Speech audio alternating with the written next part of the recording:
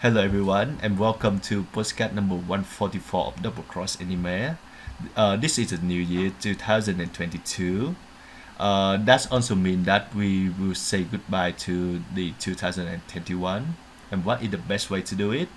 Each of us will tell our top 10 of 2021 Anime, that is. anime of the year. That's right. Yeah, So I'm I'm Wooper. Mario and with me here is Wooper. Hello. Whooper, so just let me ask you quickly, what's the year 2021 anime mean to you? Is it a good year for you or bad year? What does it mean to me? Every year you ask me this question, and every Yeah. year I kind of give like a pretty dull, tempered response. Uh, I'm kind of like, well, it doesn't, it's anime came out this year. Some of it I liked, some of it I didn't. That's my main point of view whenever someone asks me that question. But I do have a particular example to give this year. uh-huh. Um, Two of us write for an anime website as well as doing this podcast every couple weeks or month or whatever. And I've been seeing a lot of the other people who contribute to the site saying that 2021 was like a worse than average year for anime, which basically just means that they like not a lot of anime came out that they liked personally. That's all that means. But I feel the opposite. Hmm. I feel like more anime came out this year than I typically enjoy in a single year. Um, and I'm somebody who is maybe a little bit more difficult to please than average. So if that doesn't illustrate the fact that it's like a completely subjective assessment, then I don't know what does. I agree with you on that count. And I agree with you that I enjoy this year 2021 more than like many of the previous years. So I think this is a pretty good year for anime in general. Yeah, I thought it was pretty good. There were a lot of shows that I think a majority of audience members were really into at the start, and then kind of fell off over time Hmm. because they had like a non-literal ending, or they had kind of a shitty ending, Hmm. or it was difficult to keep up with the show for whatever reason. Um, but those sorts of shows this year just happened to be my cup of tea, and Yep. I enjoyed them almost to the end in most cases. Hmm. Um, so I'm happy with that.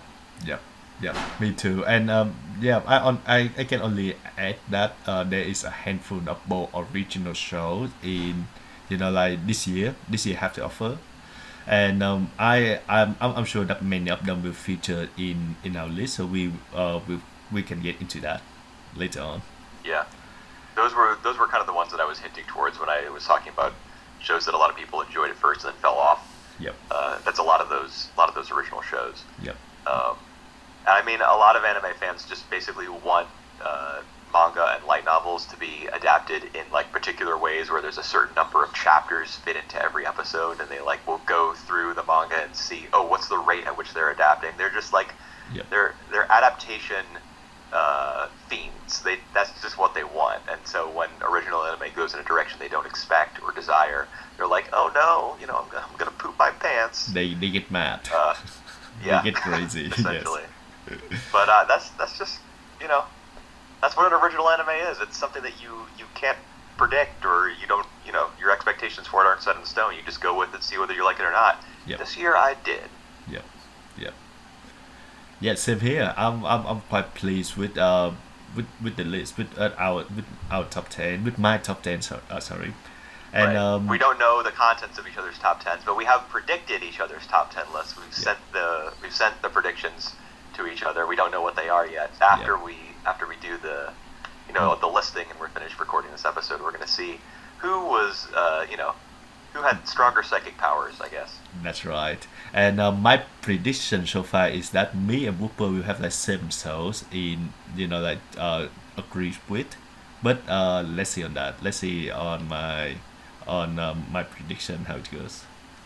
Yeah, I think I also came up with seven shared on our Hmm. top ten, which is a lot. Which is a Um, lot. we'll see. Yeah, we'll see. So as usual, we will do like two honorable Honorable mentions. mentions and the top tens. Yeah, we're gonna start with the honorable mentions, I guess.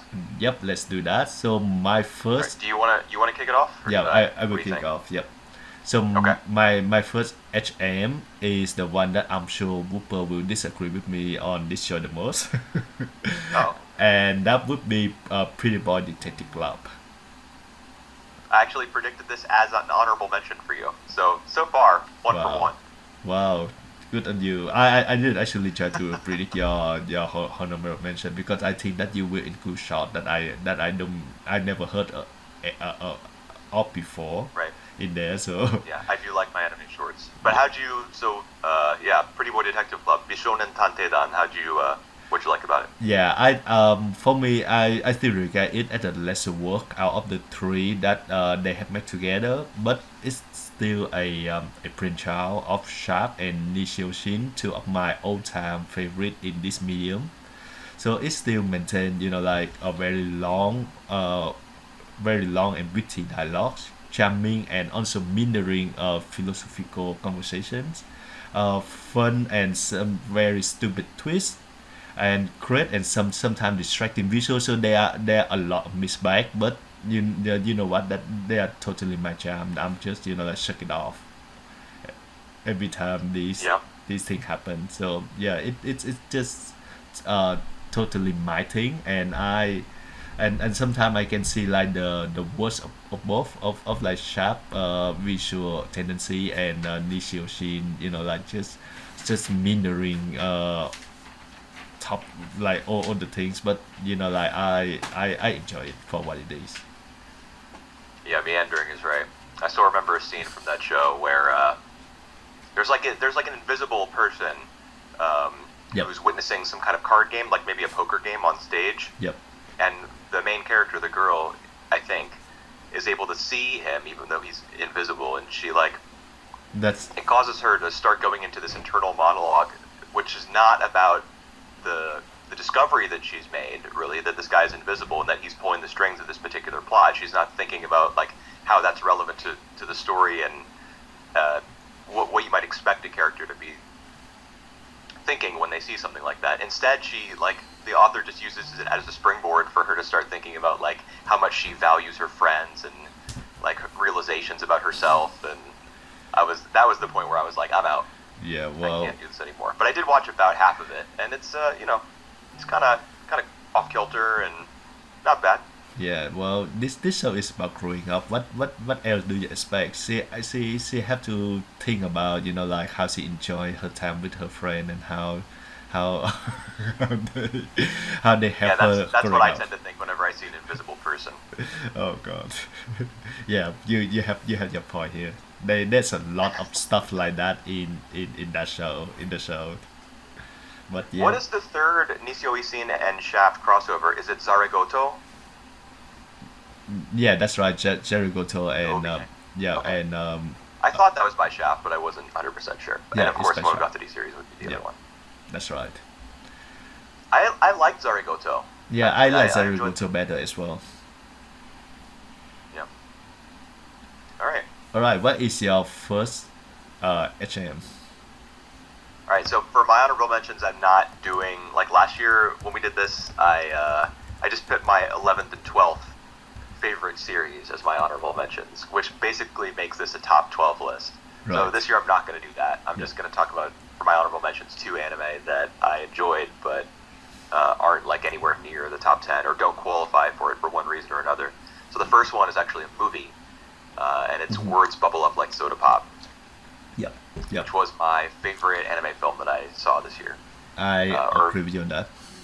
my favorite anime film that was subtitled in 2021 that I saw this year. Mhm. I guess I should clarify. And I'm pretty surprised that I enjoyed it as much as I did because, like the first 5 minutes or so, the visual style of the film was like outrageous, and not outrageous in like a Masaaki Yuasa kind of way, but outrageous as in like the colors are just so neon and bright, and the backgrounds are obviously like 3D CG. Yep. The shopping mall where about half of the film takes place, they just made no effort whatsoever to mask the fact that it's like the whole mall is mapped out Yep.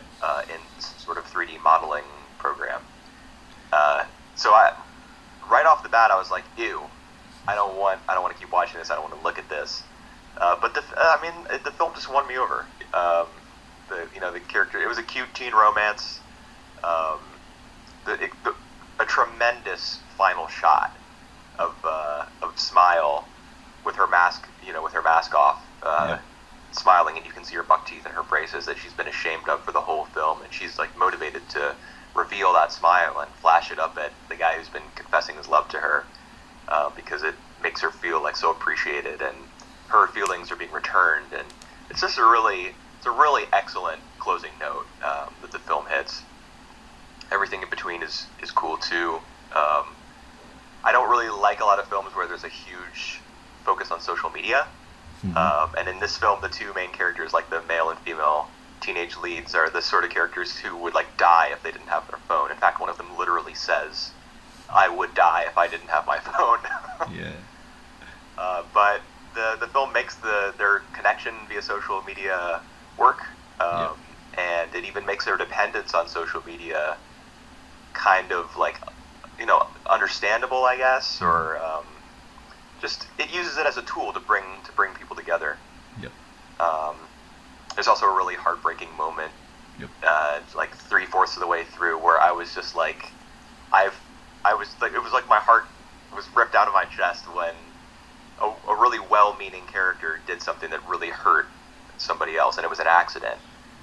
But I was just like, no, Yeah. I don't even want to see what happens next. This is just too much for me to handle.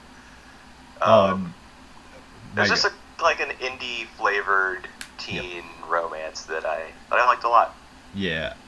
Well, yeah. The moment that I think I know the moment that you're talking about. The moment that like the character start to do that, I was like, oh, what if Yeah. it Even breaks? before it breaks, the fact that she's messing around with it, you know what's going to happen next. Jeez. It's just like enough to get you to put your hands up over your eyes and peek at the screen through your fingers. Yep.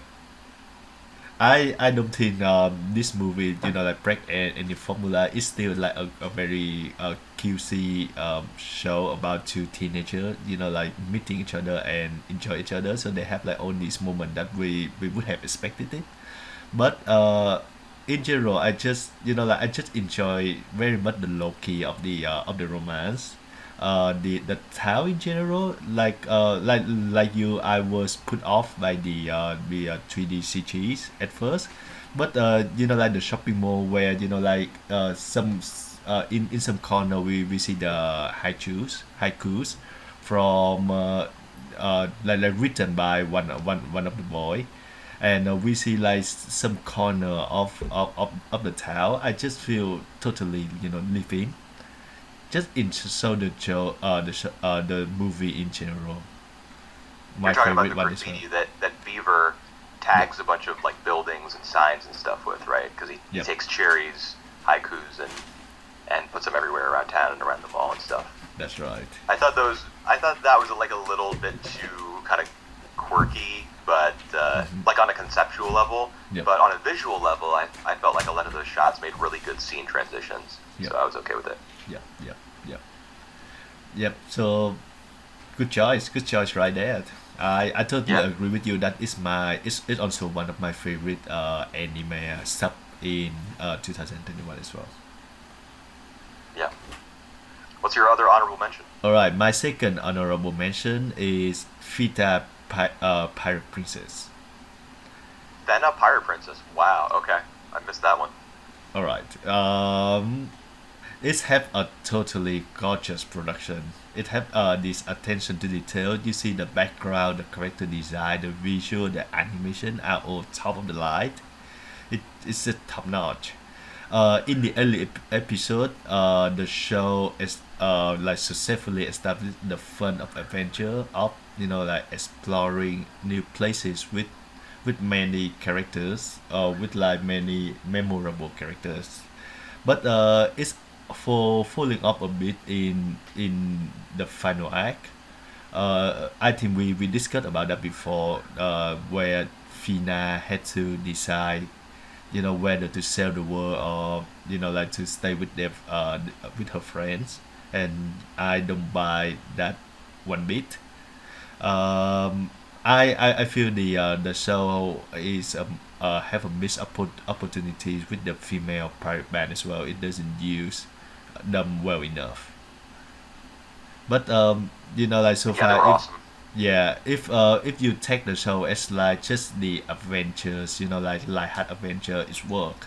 But if they like focus more like on the serious theme, it just end up a tad bit too heavy-handed for me. Yeah, I mean, not only was it heavy-handed, it didn't really make sense. The ending where it got like really metaphysical, and Fena saw her mother and her father, and they had been like pulling the strings of humanity or something to lead up to this moment where she could either like recreate the universe or leave it as is. It just the first half of the show really did not hint at this at all, or if it did, it didn't do it very well. So it just kind of arrives completely unexpectedly. I Hmm. mean, that I'm not opposed to that sort of ending. I mean, like that's Evangelion. Like Shinji can either uh, remake the world or he can leave it as is, and depending on which version of Evangelion you're watching, he makes different choices.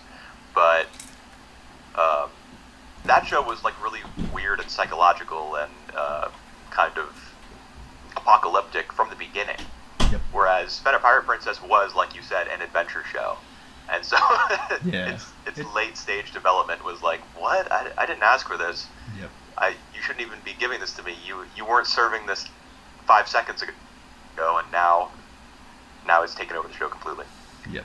Yep. But it was, I did enjoy half of that show, Yep. quite a bit. I had high expectations for it after the first half, and that alone is proof that it was doing something right. Yep, that's right. That's right. And it keep tiptoeing in my top 10, but like it just follow off like at the very end. So Yeah. all right, what your second honorable mentions? This one's a TV series. It's Bakuten, or Backflip. All right, backlist. So it's a sports anime. It's about gymnastics. It was basically this year's Haikyuu. There was no Haikyuu this year. That was I guess 2 years ago. Now that it's 2022, the last time we saw Haikyuu on TV was 2020. Yeah. But this year or last year, because we're in 2022 now, it's difficult to. I guess I'm just gonna say this year when I'm talking Yep. about 2021. Let's do that. Bakuten was Haikyuu for me. The characters were less fun. They were more one note. Like there are two rival captains from different towns um, who argue all the time about like which of their local delicacies Uh-huh. is superior, and that's pretty much their own. Whenever the two of them specifically talk to each other, that's their only dialogue across multiple episodes. It's really tiresome, and there are a few other characters who have issues like that where they just hyper focus on one thing. But the athletic portion of it was really impressive. The 3D CG um, gymnastic routines, I guess, the performance scenes, Hmm. were they really surprised me. After not liking them very much in the first episode, the more I watched it, the more I realized that they they were really dynamic looking. They were impressive, really physical, and also the fact that there were like 3D models that the animators could manipulate in subtle ways allowed them to like show when characters were making mistakes or had missed timings in their performances, and they didn't have to draw attention to it really directly. Like in 2D, you're kind of limited visually, so whenever a character puts a foot out of line or is like early or late on a particular sequence, Yep. the show's going to draw like there's going to be a close up on it. There's going to be crowd reactions to it. Um, it's going to be like in your face. Mhm. But with the 3D models that they had during these routines, you could get into it a little bit more. You could also understand a little more what the characters are doing well and what they weren't, even if you weren't like a gymnastics expert. So that was cool. The protagonist was a little boring because his personality was basically just I'm going to do my best. Yep.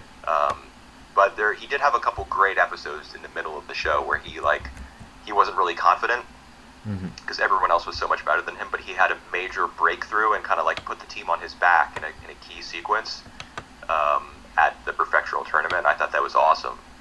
Also, there was an episode about the coach and how he mellowed out once he started working with kids, because previously he was like ultra competitive. I thought that was a good episode. Just a fun sports anime with good camaraderie between the characters, and some surprisingly good animation, visual direction as well. A lot of good lighting. Yep. So that's Bakuten. Wow, that's interesting. That's the show that I keep putting off. Like I have never paid much attention to that show, so that's a good honorable mention right there for you. Yeah, I would say it's for sports anime fans only. It's definitely not essential viewing. Yep.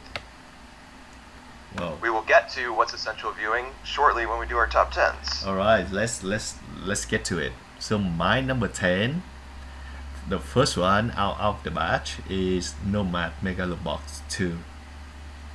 Okay.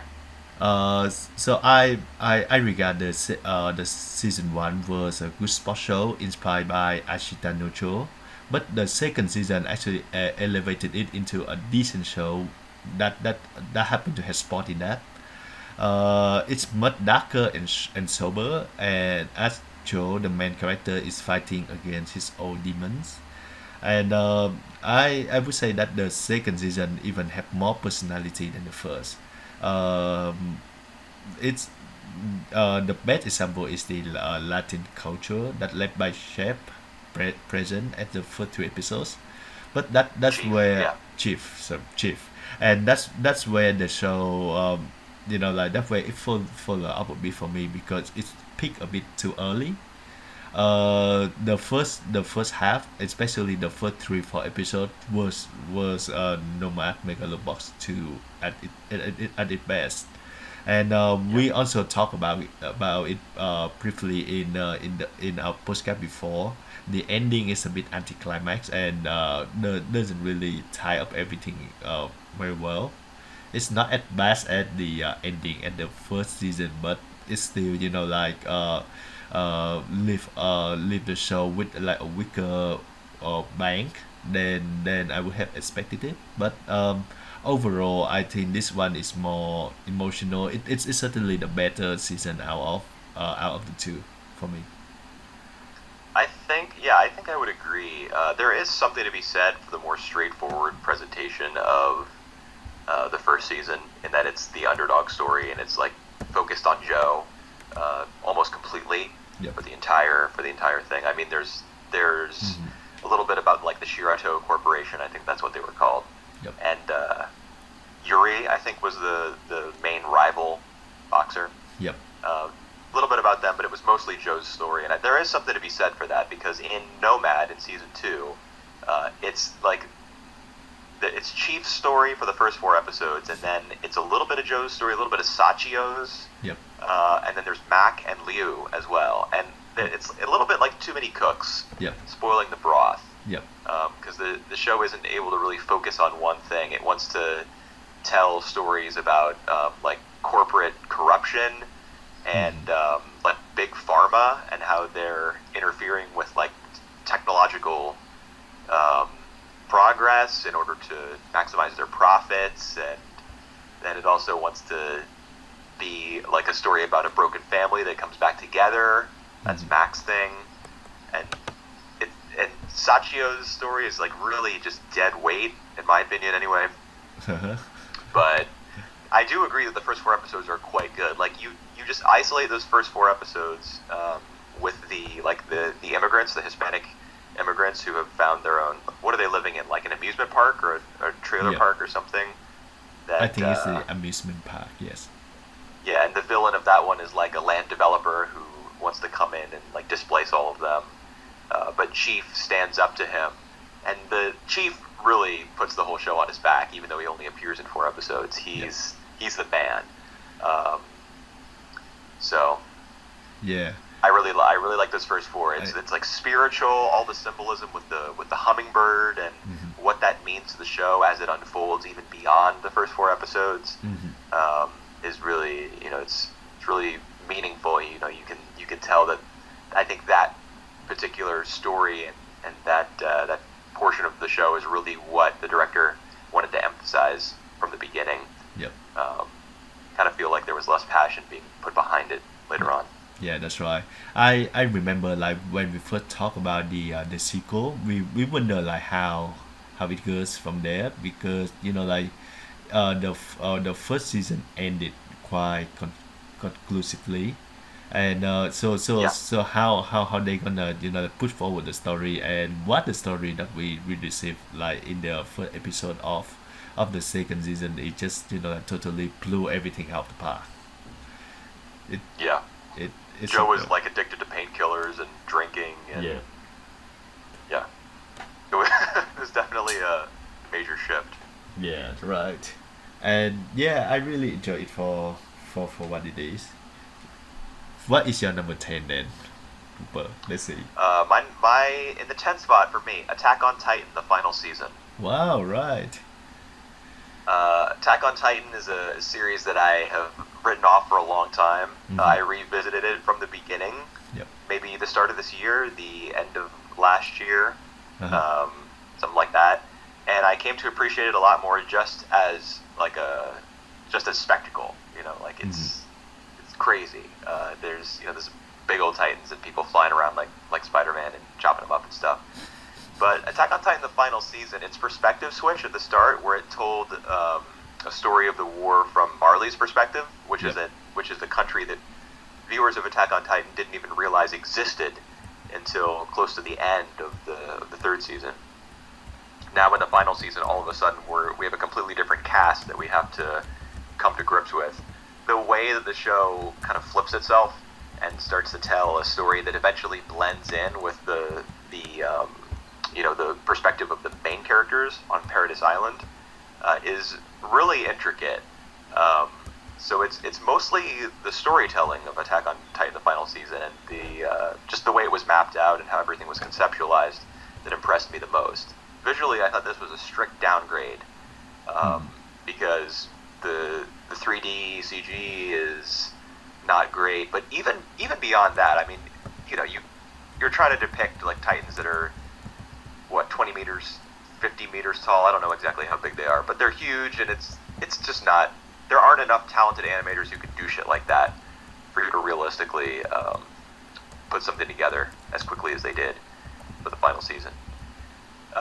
However, so putting the 3D stuff aside, the character designs look ugly. The show looks ugly.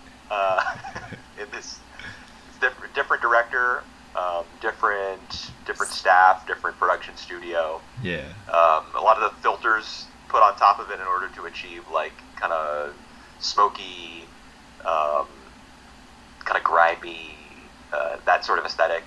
Yep. Really didn't work out. All the lines put all over the characters' faces in order to emphasize the deepness of their eyes and some of their traumatized expressions just looked like shit.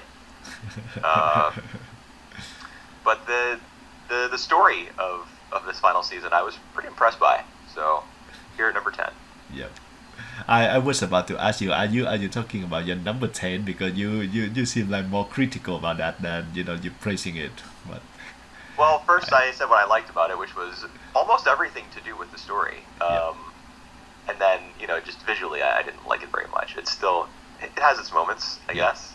Just the framing of the Titans as these huge beasts versus little itty bitty humans is still there's something primal about that. So Yep. that's going to be a plus for the show no matter what. But in the move from one studio to another, one director to another, and even the CG team was different. Everything about it visually was different. That wasn't great. Yeah, I agree with you that the shift in the narrative, the perspective, at the first six episodes is I think the show at its best as well. So it just provide another perspective on like the enemy side, and we see them just like like also innocent, also like the people that uh we have been spending like almost like 100 episodes to like root behind and care for It's not them. 100. There were 60 episodes All right, before the sorry. final season started. All right, so I just overreact a little bit. Just 50 episodes, like getting behind them. But in this version, we see that our main characters are like the enemy, the biggest enemy. Like it just the ship the perspective that we can look at. Like how just the terror of wars. It just like I feel that it's add dimensional to the show in general. But the later part when it's play out, I was like it's like it business as usual. It's not the best. I'm in, man. I mean, the new season, the second part of the final season. I mean, it's Yeah. ridiculous how they've named it the final season part two. Yeah. But I'm in. It starts in a few days, and I'm ready. Yep. Actually, Me what I'm too. probably gonna do is wait till the whole thing is out and then watch it all at once. But Let's do that. still interested to see how it concludes. Yep. Yep. Finally concluded. Right. After almost In 10 the final years. season. All right. Let's get to. Down to number 9. I'm surprised it's your Attack on Titan pick, to be honest, but it's a good pick. Yeah, man. All right, my number 9 is Heion Sedai no Idaten-tachi. All right. Yeah, so we also talked about this show before in a previous postcard. I just gonna just briefly summary what I thought, what my opinion on that. I still see that some part of it of the show turn me off or even like disgust me, but the whole experience is rewarding. It's never boring. It have great exposure to like to the visual, to the color, to the editing. um, I like the immoral theme that it present, because they are like the whole fighting teams are not human, so they don't act like human, and they don't have like human value that we have. So I think some the pack of it that turned me off still work in narrative. The shows like the plot can go a bit quickly, but it present it like a mind game, like like the two opposing team playing out like a chess game. So I really enjoy how they all do the cat and mouse chases and stuff. It doesn't end conclusively, which is like a great strike against, because I don't think the show will be picked up anytime soon. Yeah, uh, probably not. but yeah, but the whole thing, like I when I turn on the episode, I'm sure that I will be entertained by it, and the show did it, so it's number 9 for me. Well, it's also my number 9 pick. So I Huh. guess Interesting. I'll give my 2 cents. Yep. What I've been calling this show every time that I've talked about it, written about it, thought about it, is the anti-mob psycho. So I guess I'll call it that again. Yeah. In both shows, there's a cast of super powerful characters. In Mob Psycho, they're psychics. In Idaten, they're demigods and demons. But where Mob Psycho takes the power of those characters and uses it to like underscore the fact that they can, their humanity is on display, and it underscores their empathy for one another, despite the fact that they have those godlike abilities. Idaten is completely the opposite. Like, the show is nihilistic, Yep. because it's not about human beings, and like you said, human morality does not apply to their actions, which is interesting. There's a rape scene at the end of episode 1, and its presentation is like honestly in such poor taste that anyone who watches this first episode and decides like I don't want to watch any more of this is probably making the correct choice, honestly, Yep. because it's really gross. But having seen beyond that and seen some of the arguably more disgusting stuff that the show does, it really does kind of create its own ethical universe, which is to say there are no ethics to a centuries-long war between superpowered, inhuman combatants. So the show just goes with gusto into this weird fictional account of this like timeless conflict, and it really does end up being super interesting. Like you said, the color design is crazy. The fight scenes are really inventive. Yep. Um, the use of effects and the way that they're shot is kind of makes them grotesque. Yep. Interestingly so, and there's a bit of strategy to it. There's Miku, who's kind of like the succubus character, who's working for the demons, versus Isley, the genius god character, and the fact that they're like trying to outsmart each other gives the show a little bit of a Death Note appeal, slightly. Yep. A lot of cool backgrounds as well, like the rock formations in the area where Hayato and Isley and Paula train with what's the is it Rin? Is that her name? The super old Green. Yep. The grandma. Yeah. Yeah, where they do all their training in the kind of desert area with the rock formations. That's really cool looking. The forested areas are always like the color choices.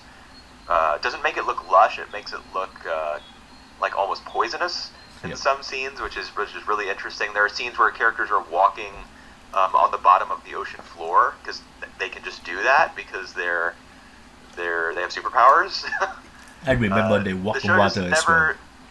What's that? I remember they walking on water as well at some point. Oh, they walk on water, yeah. And in the first episode, when they're spying on the doctor guy who ends up being like the devil, or something. Yep. They're up in, it's like the North Pole or the South Pole, something like that. And one of the characters like clings on to a glacier in a way that's clearly like never going to be achieved by human hands. But it's just, the show's really inventive, you know. It's sometimes disgustingly so, but it's pure spectacle, and I enjoyed it. Yeah. Well, it's fun that one of the adjectives that we talk about this show is disgusting, but yeah, well, it is, and I mean everybody has to make a choice, I guess, when they're watching television, reading a book, watching a film, whatever. Yep. They see something objectionable. Are they gonna, how much leeway do they give the show, which is trying to do its own thing and tell its own story, versus how much do they lean on their own sense of morality in deciding whether or not to keep going with it. It's everybody gets to make their own decision. Everyone's decision should be respected. For me, I kept going with this one, and it went to some pretty neat places. Yep, I agree with that. Alrighty. Let's go with my number 8. My number 8 is Fruit Basket, the final. Wow. Yep, it's my late entry, but I'm glad that I made it.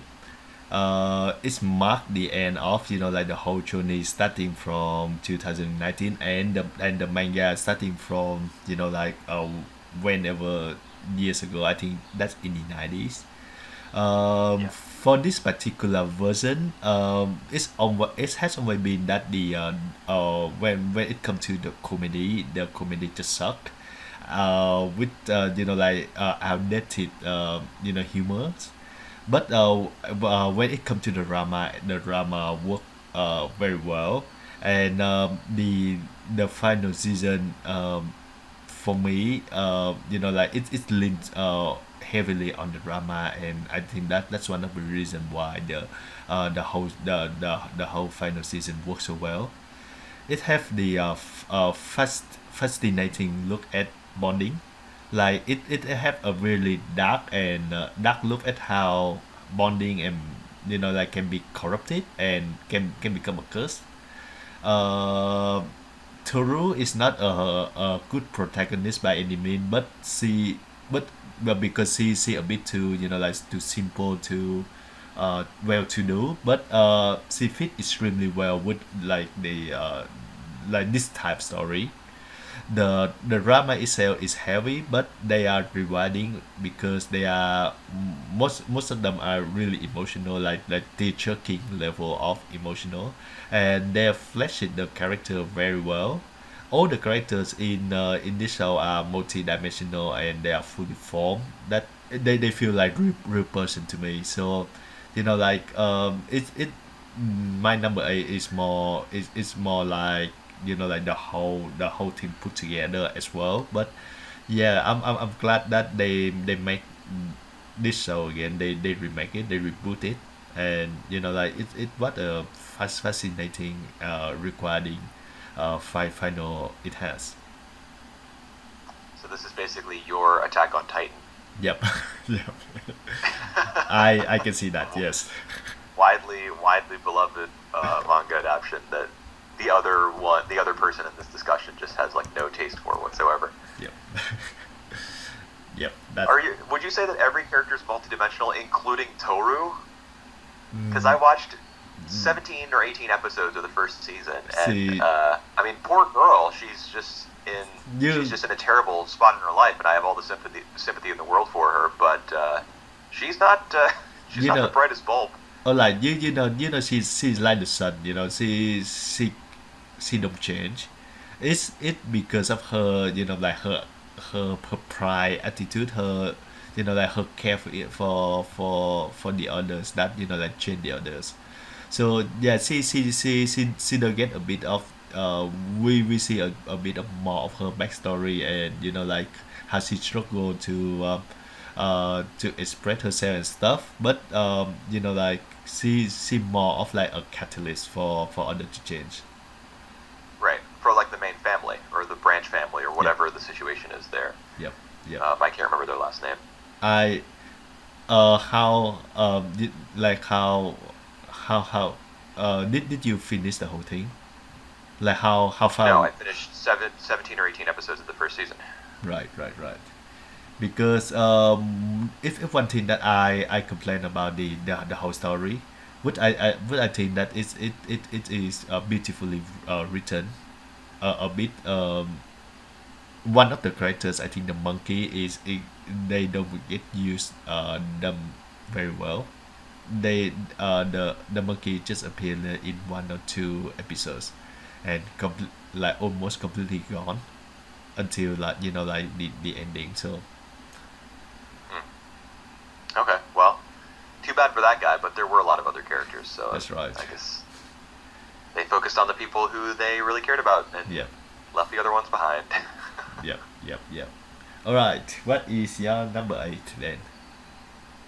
All right, number 8, SSSS.Dynazenon. Hmm. Alrighty. That's my number 8. It's a, you know, while I was filling out like my longer ballot of like what my favorite characters were and what my favorite soundtrack and my favorite background art, stuff like that. This was a show where I don't really feel as though was it excelled in one particular aspect, at least not beyond some of like the bigger, heavier hitters of the year. Yep. But I did like the total picture that was formed by the time Dynazenon ended. Hmm. Liked it a little bit more, probably a little bit more than Gridman. Yep. Hard to say. I do, I have respect for both, but I think I prefer Dynazenon. And I know that in the past on this podcast I've said that Gridman has some of my favorite 3D animation in Yep. anime, Mhm. but I'm going to have to go ahead and strike that from the record because if Gridman's 3D looks anything like Dynazenon's 3D, then I must have been like smoking crack when I said that.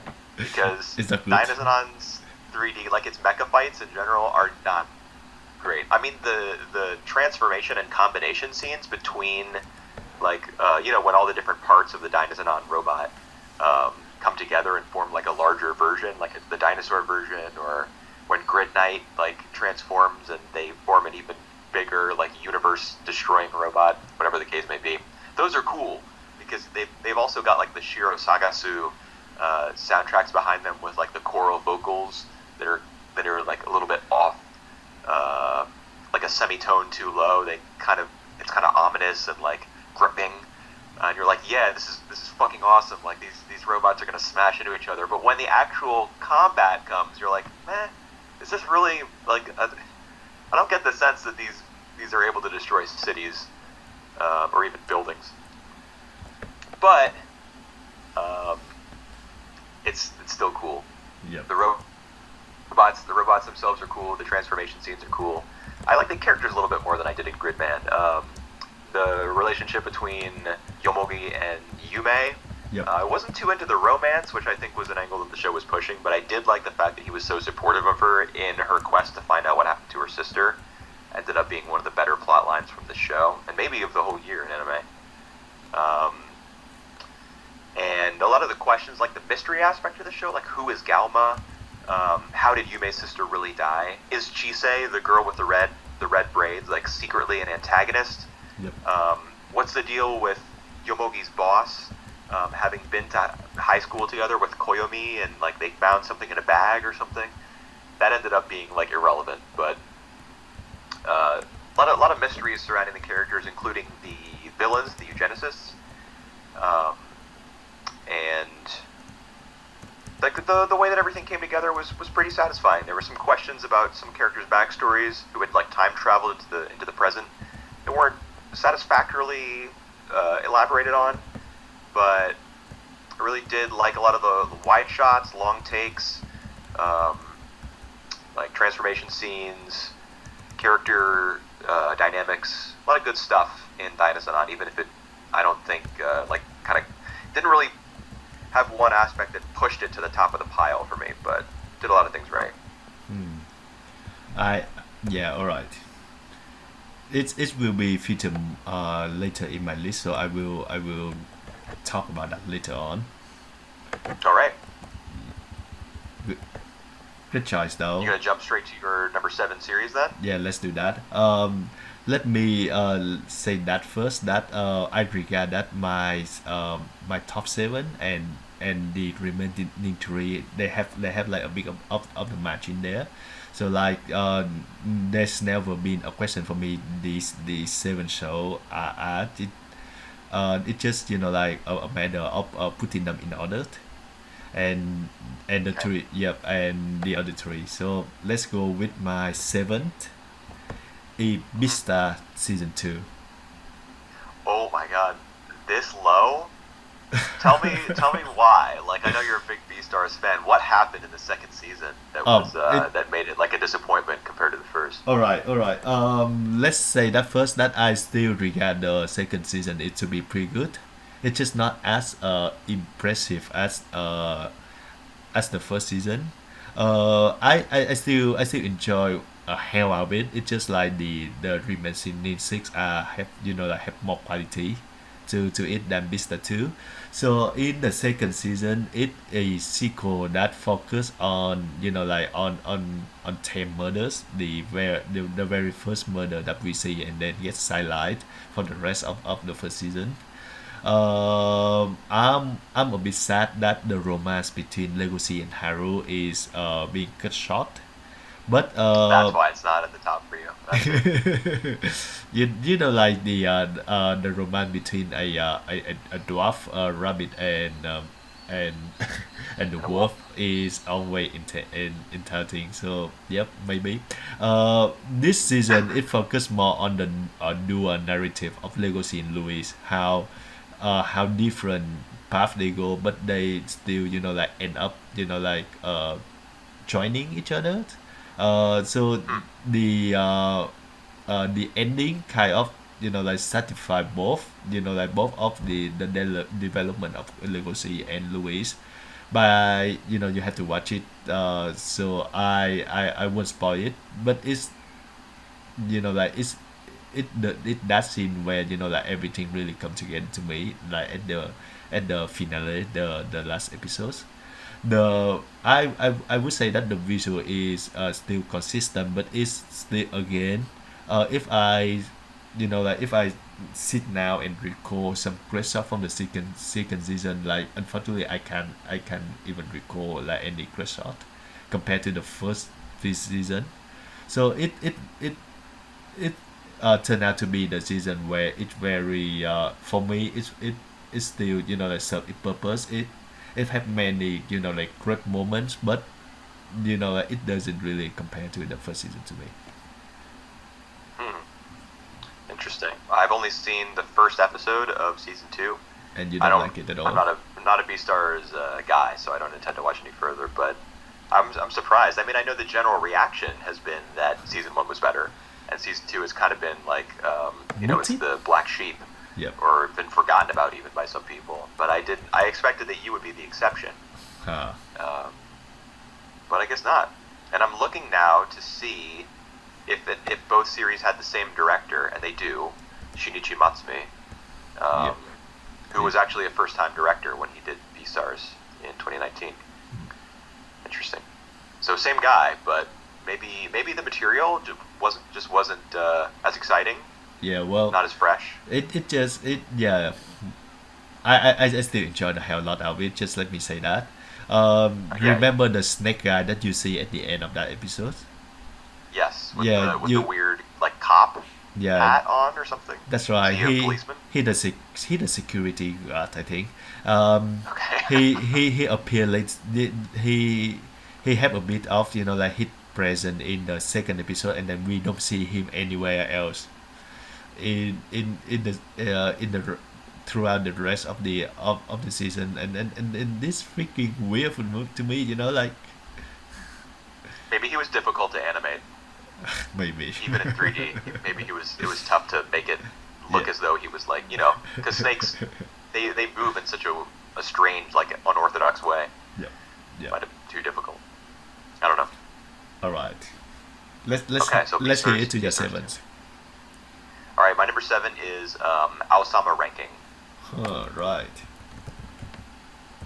So this, I mean, the reasons that I like this show are probably like roughly the same as the reasons everybody else loves it. The storybook, visuals, and the underdog story of Boji, the cute little king who was robbed of his powers at birth through a deal with like the devil or something. Literally, right? His father sacrifices the strength and like the gianthood, the giant abilities of his firstborn son in order to be strong himself. An interesting twist.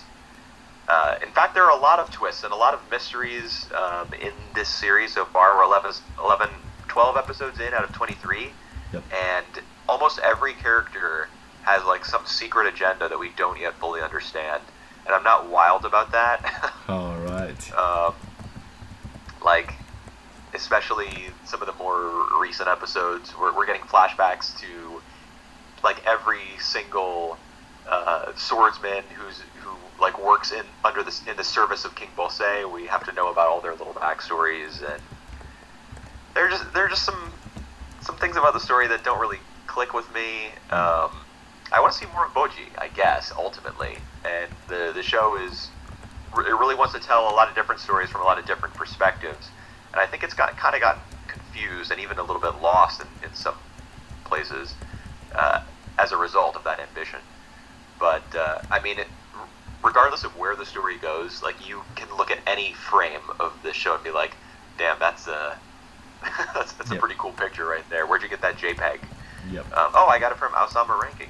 You should try it out. And if you watch it, you'll see it's just it looks great in motion, looks great standing still. A lot of anime are only one or the other, but Ousama Ranking is both. Yep.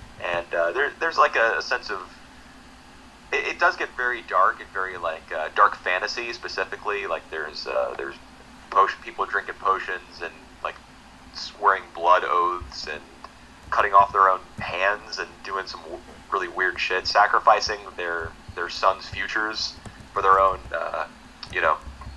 strength. But this show has also got a good heart.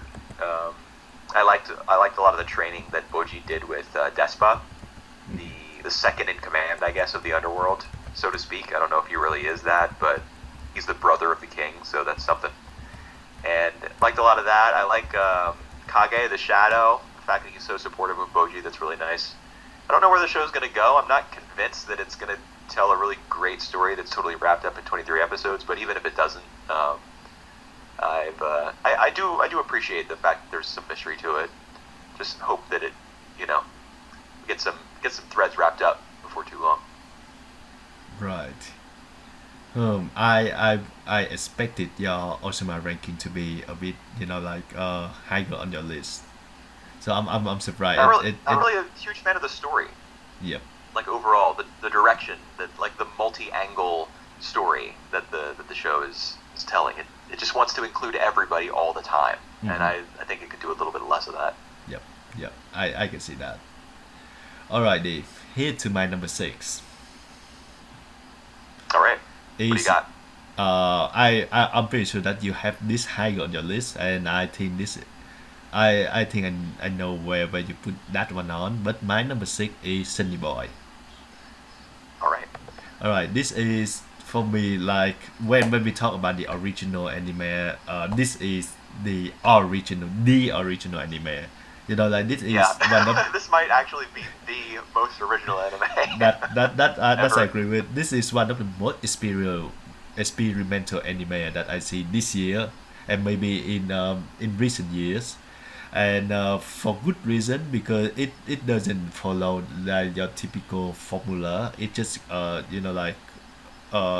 think they make it up as they go along. I don't know how they do it, but this is one of the only show that I cannot pinpoint what go next. Like even when at the start of episode, I cannot tell what gonna happen next. So like it kind of like shape shifting, but like everything flow together very well at the end, because there are some very core theme that they want to express about the exist know about like the choices that they make about like even like about youth, about growing up. I think like all this anime is about growing up, like in one way or another. Yeah, a lot of uh, anime is, yeah, if because it's have for like teenagers. That's that's what they're in right. the middle of doing. They're in the middle of growing up. Yeah, that's right. If have a really wild concept, and like, it just go banana with that, and even like to the production side of Sunny Boy, it's good as well. It have good composition. It's the use of editing, I think is well done as well. Like in particular episode uh, where the Indian guy recall his journeys, and he tell us about that, and Yeah, with all this editing we can like we can put together what was going on, and through his story, and even like who that might be. I think that's a really neat editing right there. The use of yeah. color That's is episode 11. That is yes, really that's right. that episode was something else. Yep, yep. The use of color is really good as well. They use a lot blocks of colors everywhere, and it's just add up to like how they feel, like how they feel small in this vast environment, how they feel isolated, and it sometimes it look unnatural, but for the purpose as well.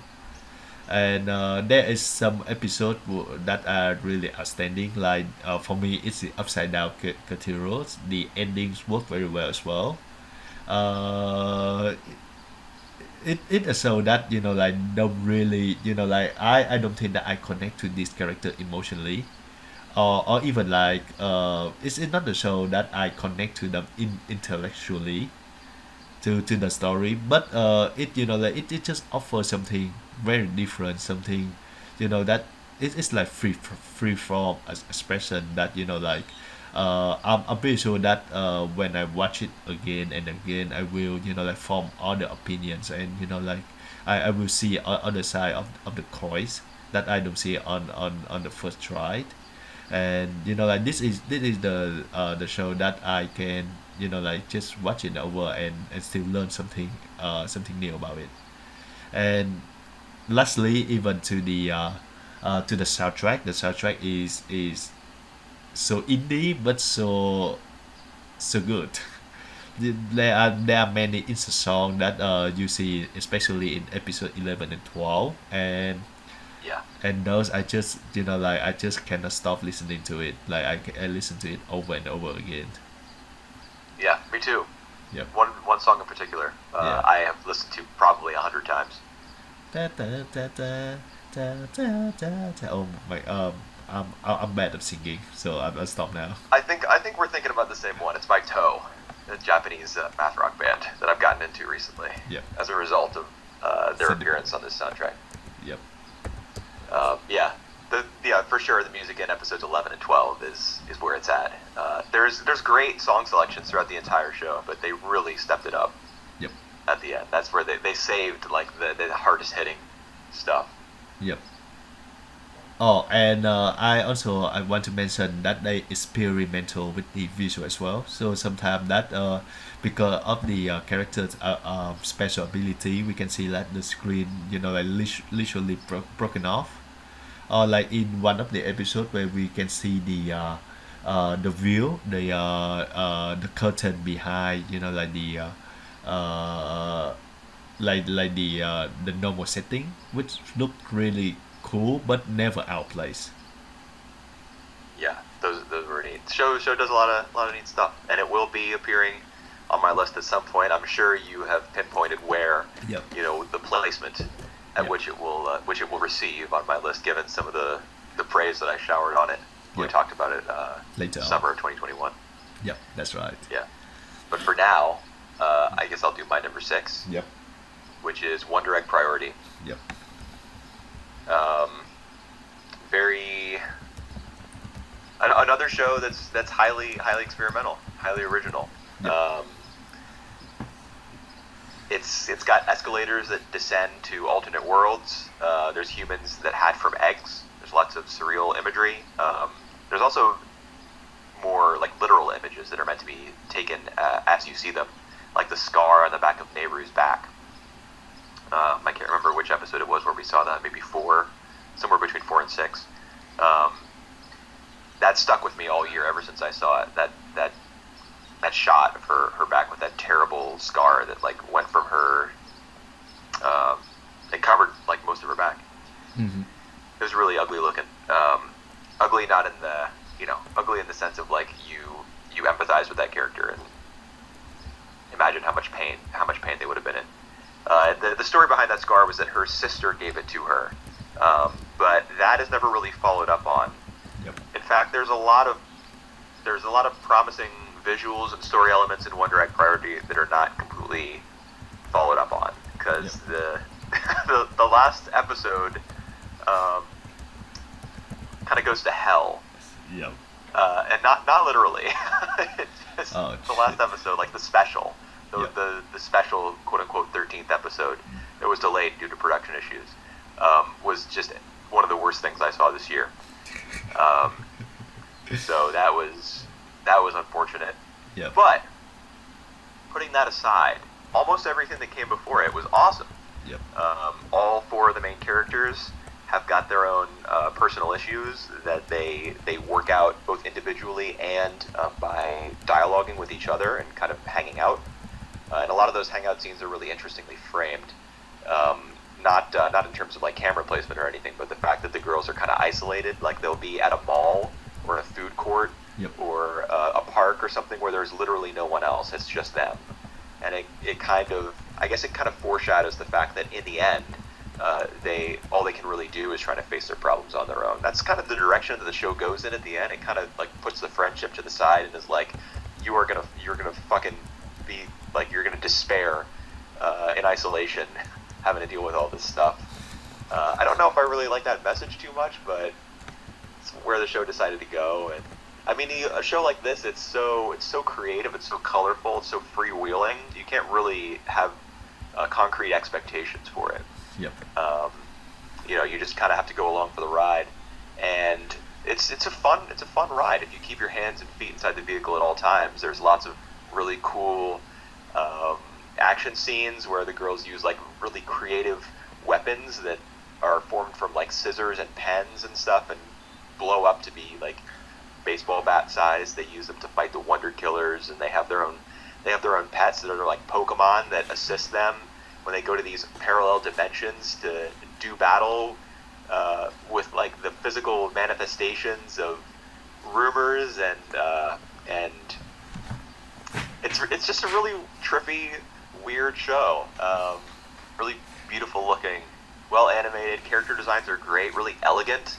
I feel. Mm-hmm. Really cool soundtrack as well. Pulls inspiration from circus music, electronica, drum and bass, marching band scores. Really, I haven't heard a whole lot like it in just television and film in general. And the final episode's great too. yeah, those are my thoughts on One Direct Priority. Hard to pin down, but definitely a unique experience, and I liked it. Yep, yep. I agree with you on most of what you say. We'll talk more about that later on. All Shit, right. shit, Wooper. Like I think you can figure out my top five. I have like four out five of your top five to figure out. I I still know which one you. I know which one you don't know. yep. Shit. All right, so let's go with that. Let's uh go to the top half of our top 10. My number Sure, five. you started off. Yep, my number five is Dynazenon.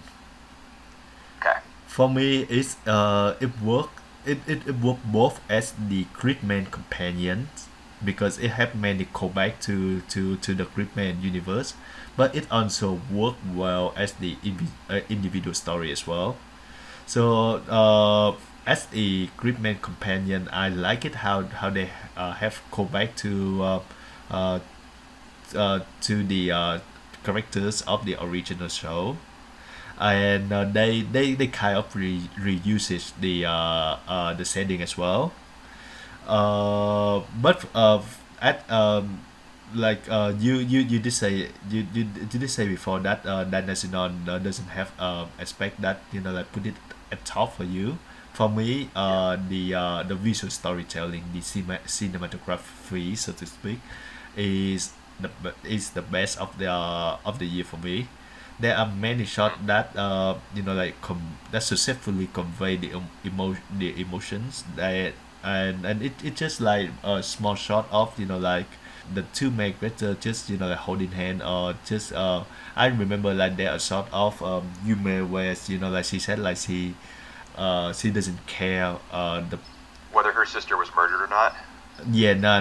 It the one before that. So she doesn't care that she stood up on the like when she Oh arranged the yeah. dating with them, but you can see like the she using the umbrella at the time. She holding the umbrella and like it the rain start to fall, like start to drop and form like a tear in at her face, around her face That's and kind of on the nose, don't you think? I feel that it just used greatly and it just Yeah, I agree that that sort of thing can be amazing. I but do remember that she used an umbrella yep, that kind of accompanied her character yep. in the earlier episodes, but you saw her with it less in the later ones, probably because it was meant to represent the fact that she was letting her guard down. I think it meant to represent that she putting up the guards. Yes, that's something to break her but the umbrella and stuff. Right. Um, it this Dynasty is unlike Gridman focus more as a group rather than the individuals. And it focus more on their feelings. They all have like they like stock of feeling that they can share to each other.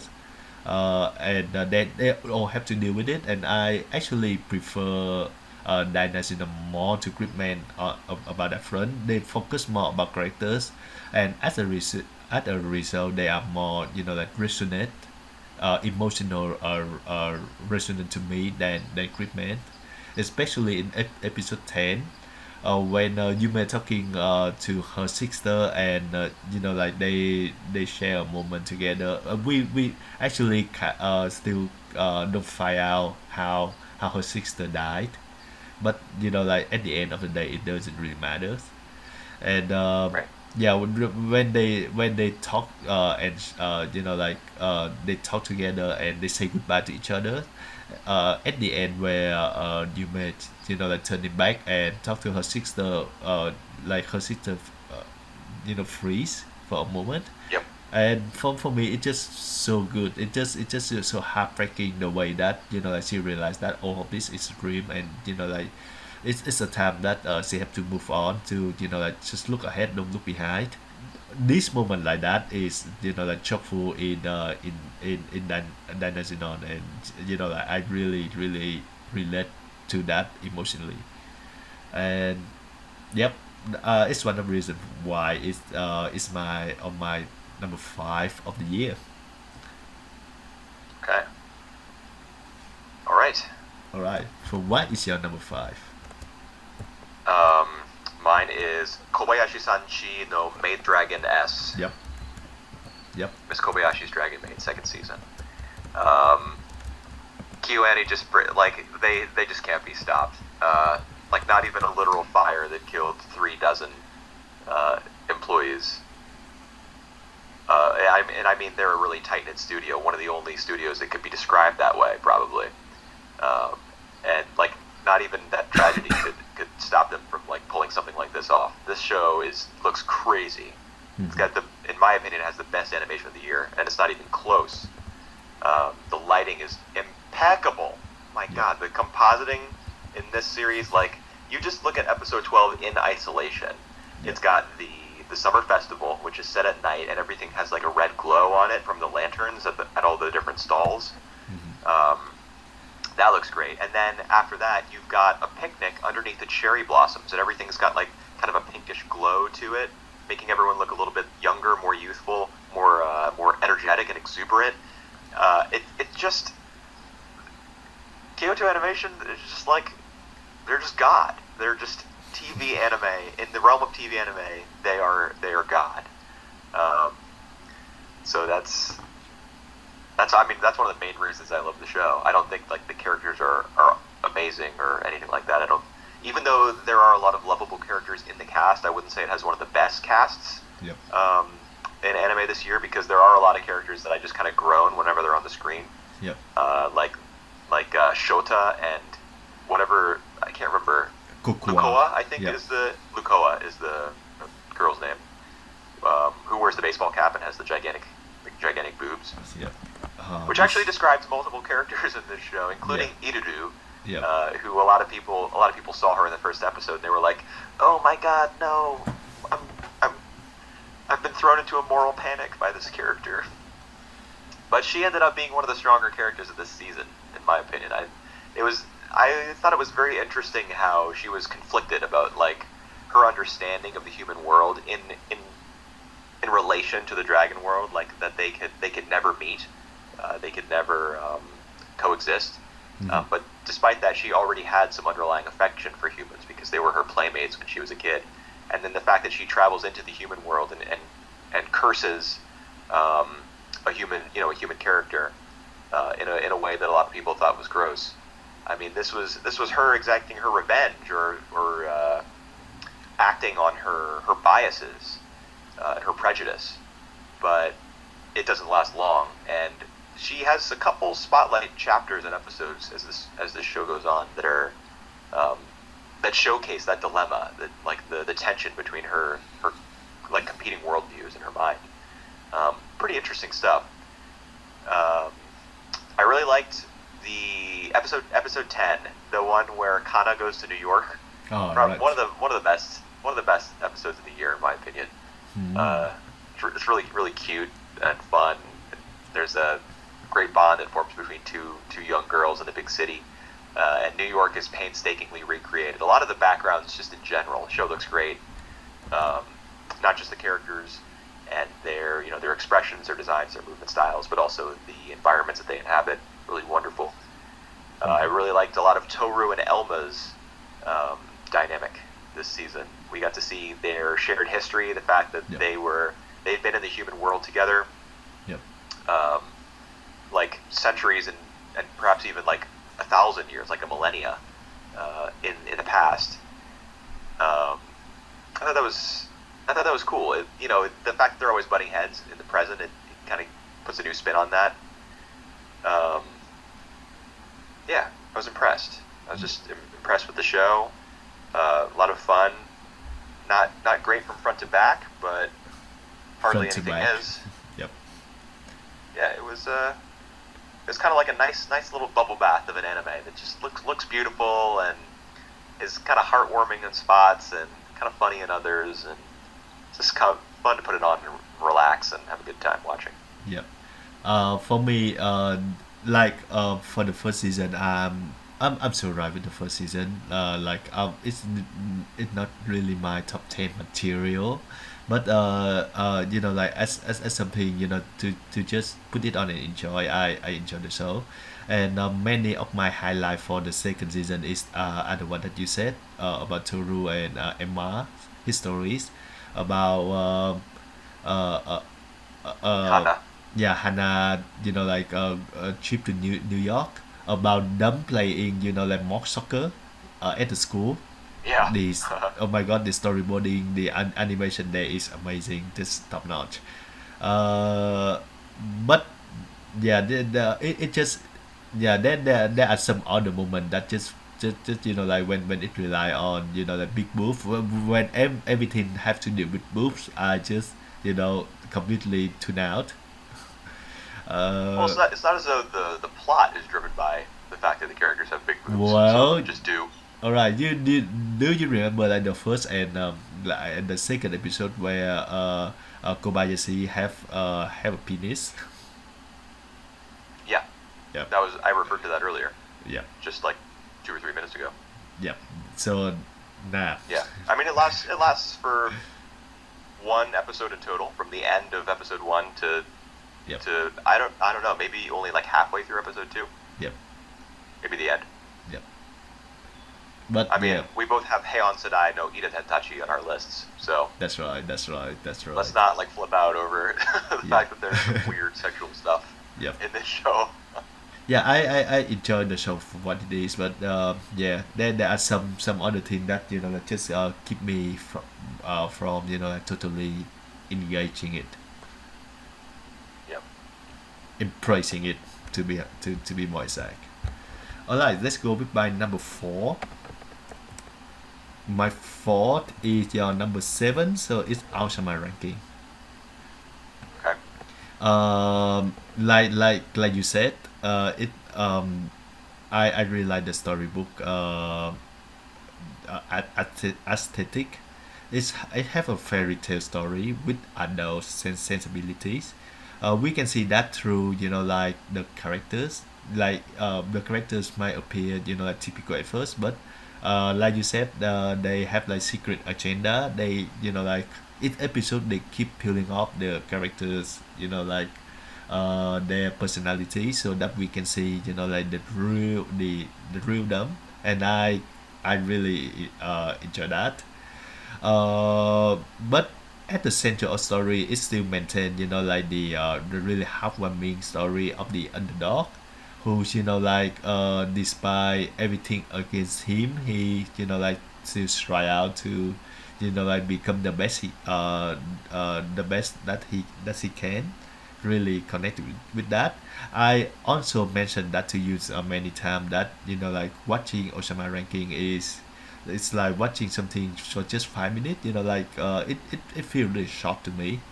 Like everything just I so invested to that like the runtime just doesn't really matter to me. I also like in some of the moment, I also tear up like crazy in some episodes. So like I really personally connected with that. It also have a really top-notch production. Like you said, the animation, it's just wild. It's a great framing. It have like expressive, like the animation are really expressive. It's like which studio like really spend a lot of effort and their love into the product and the shows.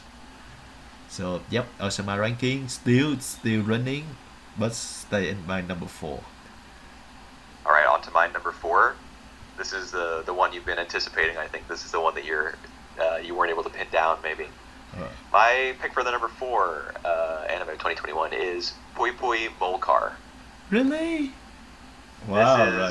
This is a series of 2-minute shorts about guinea pigs, which are also cars. It's stop motion, and it's it's just really cute, really creative. The sounds that the guinea pigs, that the cars, the mole cars, I guess, the sounds that the mole cars make are performed by actual guinea pigs, which were microphoned, and they recorded a bunch of their little squeaks and stuff. So those are the sounds that the cars make. Um, the city that they built for all the action in Pui Pui Molcar to take place in is really cool. So they could do a lot of tricky stop motion stuff with all the different streets they made and the bridges and things. Um, and the stop motion animation is really good because the driving, it's not just the wheels turning, like they turn in a typical car. They use their wheels sort of like legs. So it's not as though they are hovering way above the street and they're walking with really long wheels or anything, but they just kind of like rock back and forth on their wheels and propel themselves forward that way. It's just really, just the way that the show looks and the particular ways in which it was animated give it a ton of charm. And whenever the show has to, like for example, when they want to make an explosion, what they do, continuing on like the felt theme, is they'll attach like tufts of wool to whatever is supposed to be exploding, and then shoot it individually with more and more pieces of wool attached to it, so it looks like the blossoming of an explosion, like of smoke. But of course, it gives it like a really soft and fluffy look as well because of the material they're using. So that's great. What I really like about the show is the fact that even though all the episodes are so short, they do tell like a complete story in those 2 minutes, and there's often a really nice message or moral. For example, like one Molcar might win a race, and he's given a trophy which is full of a bunch of carrots because guinea pigs love carrots, and all the other Molcars they'll have like exaggerated sad looks on their faces with little tears underneath their eyes, and then the Molcar, the winner, will share his carrots with the other ones, and it's really cute. It's heartwarming. I think this is a great show for children as well as for adults who can kind of marvel at its construction. And there's some pop culture references in here too that are really fun. There's a reference to Back to the Future, where a Molcar and a couple of small human dolls who look like the Doctor and Marty McFly.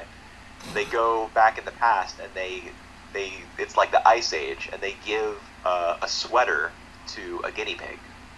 And then when they return to their own time period, all the Molcars are wearing sweaters because they've changed the past by interfering with that one particular guinea pig.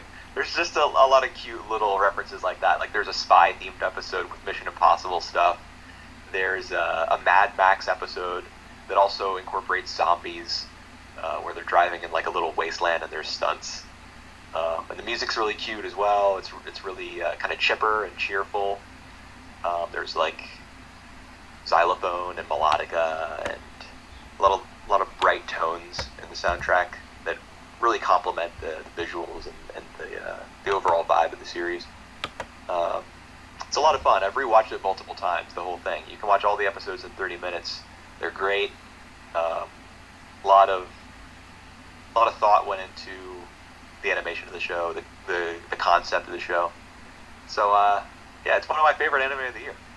Wow, good on you. Like it's a really like uh, out of ordinary pick, but like it's a good one. I'm really intrigued to check it out.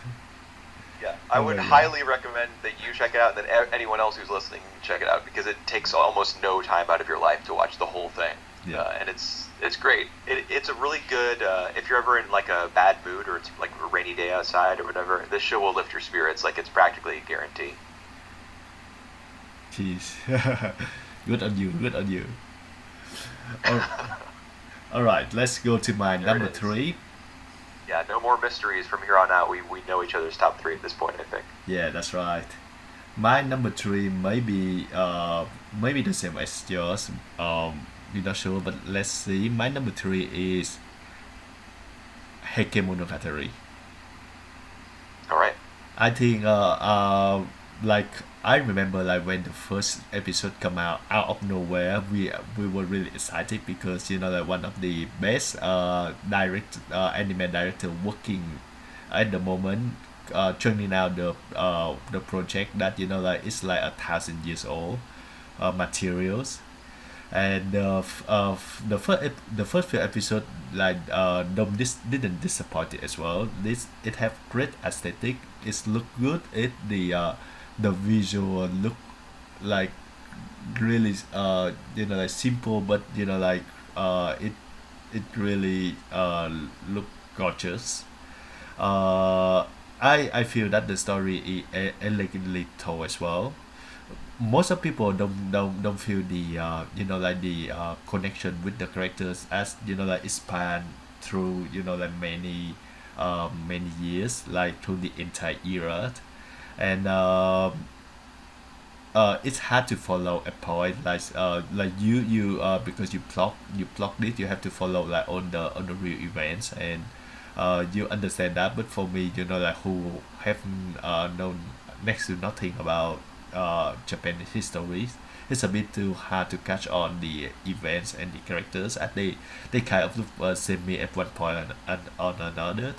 But I for me, I can still the emotion to know, especially to the main characters herself, like in the first few episodes, and to the ending of many of the family members who like have commit suicide, or like die tragically. So this is the story, like of tragic. The ending is heartbreaking, and for me the emotional payoff, and like it's still one of the crowning achievement that we see. I don't think that we will get something this good and this like this artist, this like well made anytime soon. Well, I certainly hope that's not true. I uh mean, I don't think Heike Monogatari sets like an impossible bar. uh you Um, know I mean, I liked it. It's also my third favorite anime of the year, yep. at least in terms of TV shows. But Yep. I just feel I don't like know. at the story that they tell about your Japanese history, you can like it is, this one is very ambitious, and I don't think we can get something more like this, like in the next few years. I mean, I think we will in 2022 because Yuasa's new film Inuo also takes place during Right. this Yep. period in Japanese history. Yep. So I mean, I'm certainly hopeful that he can exceed what Yamada accomplished with Heike Monogatari, because although this is a really beautiful series visually, and at some points in terms of its characters and story. Um, I mean, one thing or two things, I guess, that I can say are beautiful, like with no caveats, would be the OP and the ED. I think this has the best one-two punch of opening theme and ending theme out of all the shows this year. Because the first one is just like quintessential Yamada, uh, emphasizing the relationships between characters by like framing them in particular ways, and like accenting the frame with little like depth of focus tricks and uh, like light beams and Mhm. stuff like that. Really, really beautiful looking, really well choreographed and sequenced. Then the ED, I just love the ED so much, dude. Yep. A lot of people were confused by it, I think, because they kind of described it as being two songs in one. But if you listen to hip hop, it's just a beat switch. Like Yep. that's just the way that a lot of rap is. Yep. um, and the muted colors, it's completely drained. It's monochromatic. You get there's like layering, so that on top of like a character or a particular portion of the screen there will be birds or flowers or shots of the waves or fire. Like it's very elemental and natural and raw. So Mhm. I love the OP and ED. The apart from that, because they're not part of like the show proper, I suppose. Yep. One of the things I love most about Heike Monogatari is the symbolism. Mhm. Um, Yep. for a long time, my gold standard for symbolism in anime has been Ping Pong the Animation, because that show, like the use of the butterfly to represent Butterfly Joe and Smile, and the airplane for Kong, like Wenge and his trip from China to Japan, and um, the dragon for Dragon, and the significance of multiple characters having glasses, and Ping Pong just has like a lot of really rich symbolism to it. It's incorporated in like I don't know, every scene probably. And in Heike Monogatari, there's a similar effect.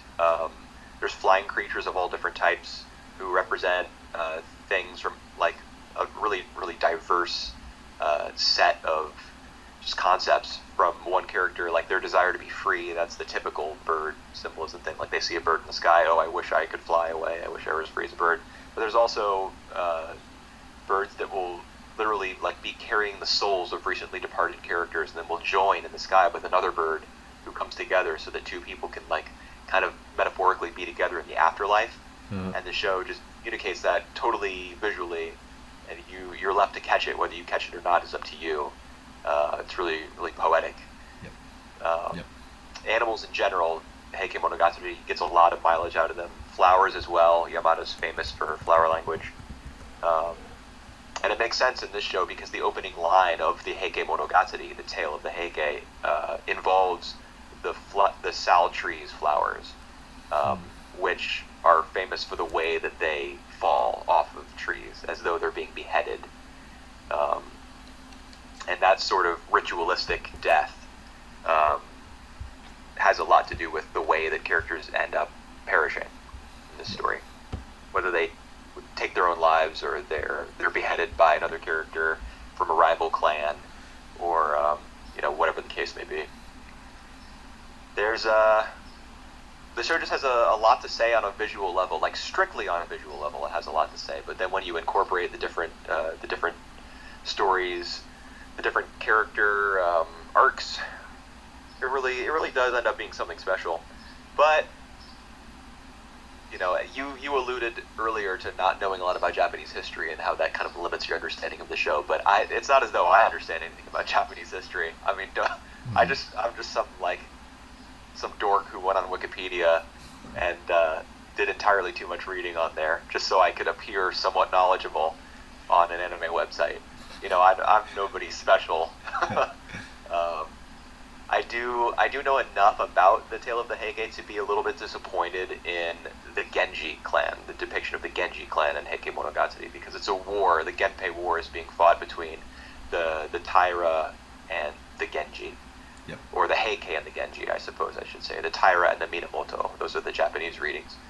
The Genji clan, that's half of the story, almost, is how the Genji clan maneuvers in order to come out from beneath the heel of the powerful Taira clan, and eventually dominate and win the war, and put themselves in like a favorable political and military position.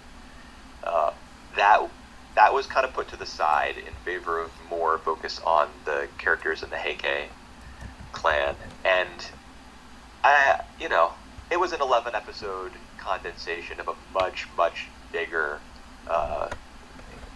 epic war poem. I really don't want to cast any blame, because it's first of all, I couldn't make anything remotely like this. And second of all, it's just a difficult task for any director. I mean, Yamada, as you said, and I agree, she's one of the best. Yep. But this was perhaps, if someone were to say this was too much even for her, I would agree. I don't think she was given the necessary space in which to tell this story. But considering how many episodes she was given and the time frame of the production, which, was probably not the most generous. Yep. She did a heck of a job. Backgrounds are beautiful. They're really flat, textured, as though they're images like on scrolls, Yep. like ancient Japanese scrolls that you unfurl them and they tell stories all on their own. Some really good character animation in the very early episodes. Yep. Tokuko is a great tragic character, as is Shigemori. Shigemori, one of my favorite anime characters of the year. Yep.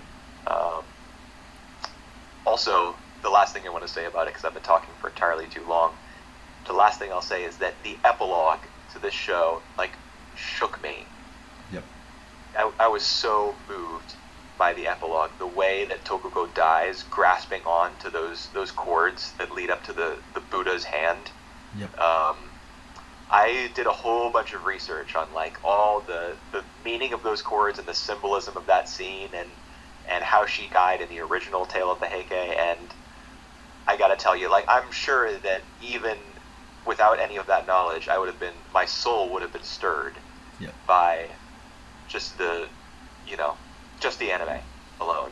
But it was that was one of the moments in the show where I will say that having done a little bit of research really took it to another level, because Tokuko's character was that scene was just beautiful. Like, maybe my favorite anime scene of the year. Yep. It would be in competition with some stuff from Sonny Boy for sure, but the epilogue is tremendous. Like, I can't say enough good things about it. Yep. I would say that poetic is the word for the show. It just look great. It just like function like a poem.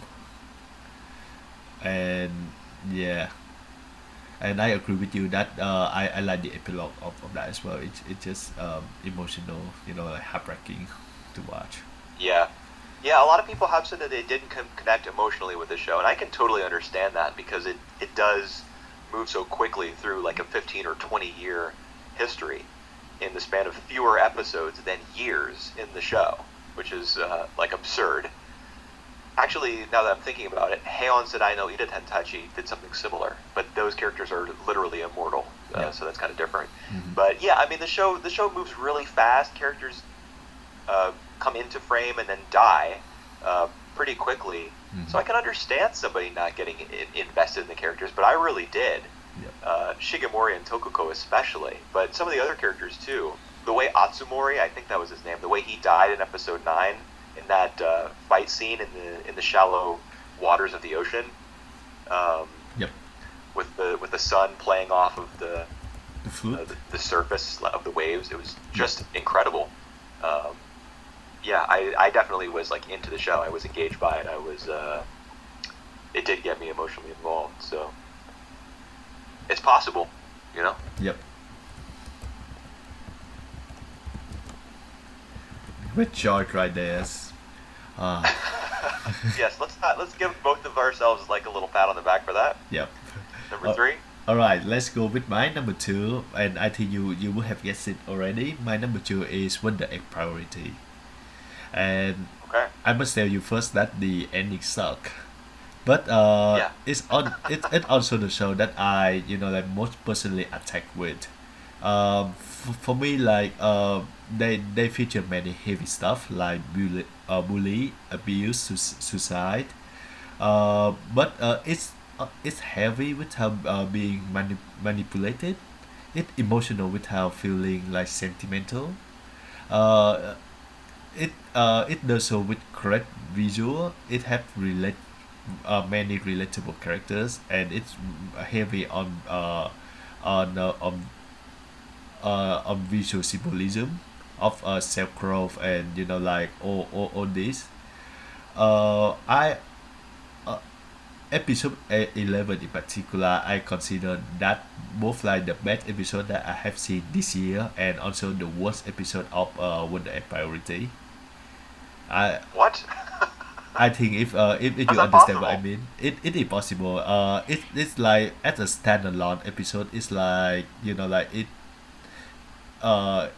in engaging. It's just like it make me feel something that like I just totally suck into that story. But as a story of like in term of like Wonder Egg Priority, like timeline, like introducing a few characters like at this late of the game is just like a pretty wrong move. It just this show doesn't need a protagonist. Sorry, the antagonist that is also a victim. And she appear as the antagonist who like just killing off all the characters. It just feel totally off. So like as a standalone story, it is powerful, but when it put into like the story of Wonder Egg Priority, it just doesn't work quite well. Ah, And I like it. I'll go to bat for that episode no matter what. and I also there's some strike against that as well. Oh, I will talk about what make it good first. There are some character focused episode like the story of Rika that I feel totally behind, and to I would say like to own these for main characters, their character focused episode are really great, and to other victim as well. But for me, like sometimes the staff doesn't know about, they don't know for sure what they want to convey to the message. So sometimes I receive like some many like confusing messages from the show, like they fighting against, like the mental image of the abuser, instead of, like dealing with the real them. So it more like you said about like them solving their, they have to solve the problem on their own, and it start from, from erasing the image of the abuse, instead of, like tackle them directly.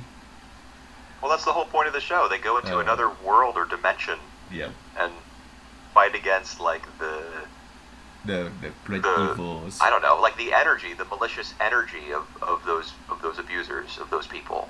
They're not actually accomplishing anything in the real world. And yeah, and that said, that said to the main character I as well, because she had like the mental image of her teacher to be, like abusive, and uh she's scared of him, because, like she think that he has something to do with her best friend, and now he on to her mom. But Right. I think that that plot thread doesn't really, like get addressed at all, and it's just come Oh out that yeah. it just, like it it just like a misunderstanding from Yeah. her point, and I was greatly disappointed by that. Oh yeah. I mean that plotline was embarrassingly bad, and Yeah, it spanned the entire show. yeah, yeah, You know, but it for a lot there was some good tension about like whether Sensei was like actually an antagonist or not yeah, for a while. But then I mean I can understand that. I don't know. Like I can understand that he was a red herring essentially, yeah, but to have him completely divorced from the stuff from with Frill and Akka and Uda Akka, yep, to have him have nothing to do with that at all, and it was all just Ai's imagination. She's just a crazy kid who imagined a whole bunch of boogeyman stuff about him. yeah. Was I was was embarrassing. I was like, oh god, it just making me want to groan audibly. I feel like, yeah, they are great at, like raising the issue, but they just, like don't know how to conclude them. So, the end Yeah, result, like every single thing that wrap up about it suck. But yeah, for but like 10 10 11 episode out of, like out of the way, like every single episode I feel, like totally emotional connection with the story. And yeah, I yeah, that's why it's just number two on my, it's number two on my 2021 anime of the year. well, it couldn't get to the top with an ending like that. That would be. That's right, that's right. Although, I mean, some crazy nut jobs who are participating in this conversation Yep, may have put a show with a question mark of an ending as yep. their number one series of the year. Who's to say? You know, Yeah, well, who would do such a thing? that's right. Well, We'll find out eventually. But first, we have to do my number two, and that yep, is Odd Taxi. yep. Um, so this is the quintessential anime of the year pick, I think, for a lot of people. Uh-huh. But it wasn't my favorite. It was very good though. Yep. And it was mostly, I feel like a lot of the stories that we've been talking about so far have appealed to maybe our personal tastes a little Yep. bit more, or have been more like artistically fulfilling and daring. Odd Taxi is really just a well-told story. That's basically what Odd Taxi is, and it happens to be animated. And I think it's a good thing that it's animated because it allows it to get away with some of its tricks, like for example, making anthropomorphic-looking animals which is what the main characters of Odd Taxi are, or the way Odokawa sees them, at Yep. least. That's easier in animation than it is in probably any other, um, you know, storytelling form. Because if it's a book, you're not going to get a lot of, you're not going to be able to picture a wolf who is also a man just with words. At least, I mean, maybe I haven't read enough furry fiction, but I would say the animation is probably the best way to do it. It'd be difficult in CG as well, like live action plus CG. Anyway, Odd Taxi's good. It's a like cool murder mystery, neo noir kind of story.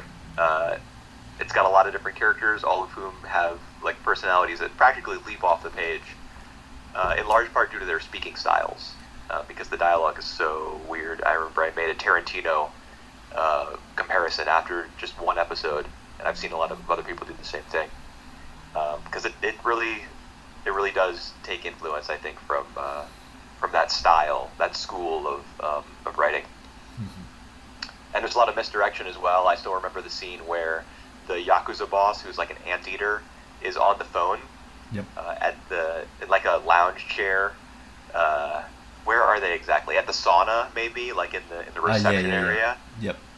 Saunas. And then Kakihana, the monkey, is he like walks into the room, sits down within earshot, like at a chair that's a couple places over, and he thinks that the anteater is talking to him, so he's holding a conversation with them without realizing that the other guy's not even speaking to him. He's speaking to someone on the phone.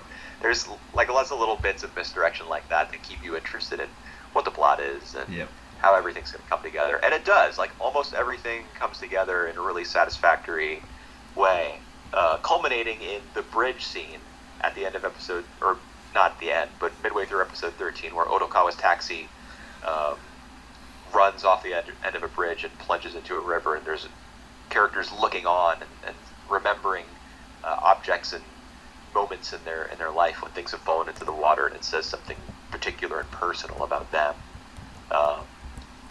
Connects all the characters in a really really creative, really smart way. I guess that's all I have to say about it. Yep. It was a good show. It's just a good story. That's what Odd Taxi is. Yep.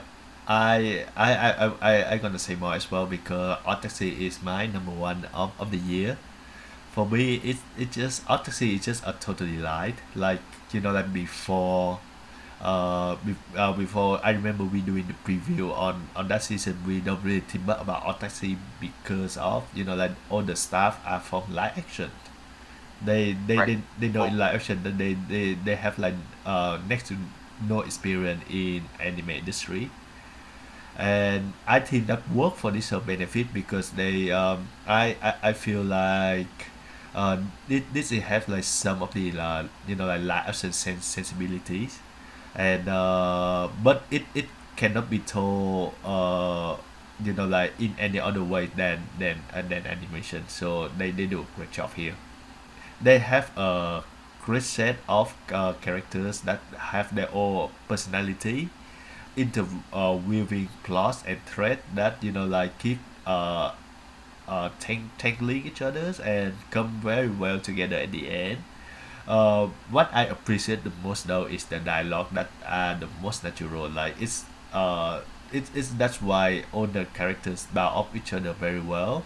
That's why like every time I watch it, I just like hook up to like their conversation. I think the dialogue is just like the best they could have they could have written for these characters. I uh wouldn't say the dialogue is natural. I don't think people talk this way. I think uh it's like stylized. all right, I just feel that they just bounce off each other very well, like all the reaction, like remember when the scene where she doing the dance. The She, Yeah, I the Shirakawa. Shirakawa, yes. She doing the Kopyoko dance. I don't remember the name of that dance, but it just, Capoeira. yeah. And Oda Kawachi, it just, wow, that's refreshing. It just like all these all this dialogue, all the exchanges that just like both tell them who they are, their personality, but because they are so different from each other, it just, yeah, bounce off really well. It just make the whole like the whole thing the whole chemistry going together. Some of these some of the plot doesn't work quite well.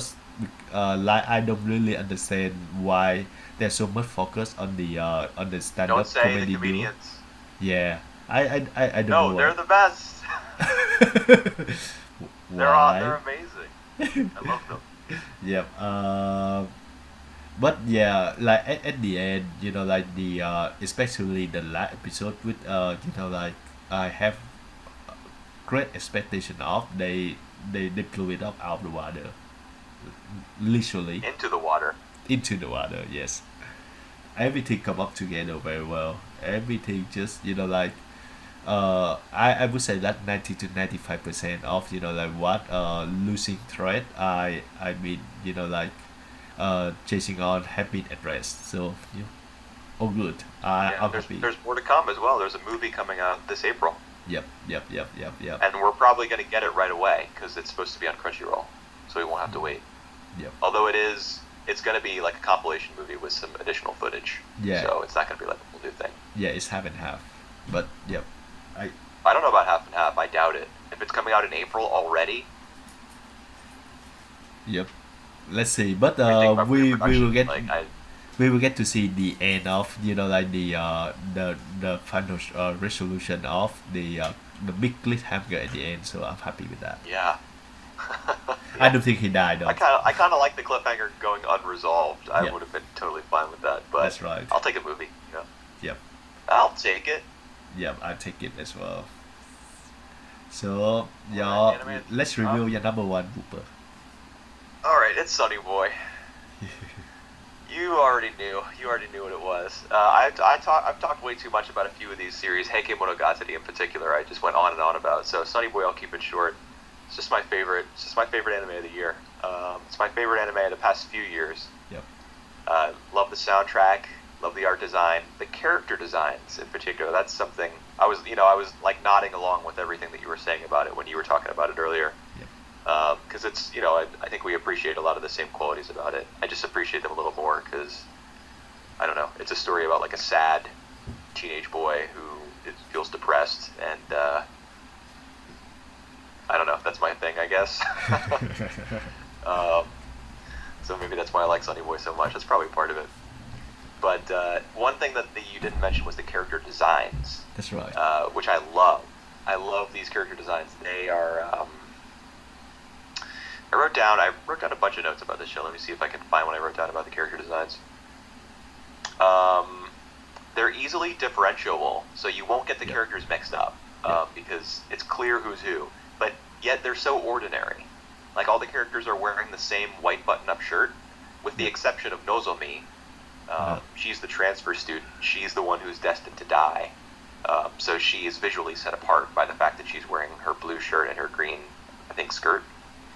But everyone else, they have different facial structures, different hair, eye shapes a little bit different. But they look like sort of like ordinary people. They don't have a lot of really gussied up designs with like anime eyes where there's like 3 tones in the in the iris, and light reflecting off of them in like every possible scene. I like the designs a lot. I think they're simple, and I think it's kind of cool that the designs are so simple when the show is so complex. yep. In fact, I think that's one of the show's greatest strengths is that like the color design. One thing I really like that you said it earlier is that they use big blocks of color Yep. to make the characters seem small in comparison. Mhm. Like the sky is just a solid chunk of like aqua blue. Yep.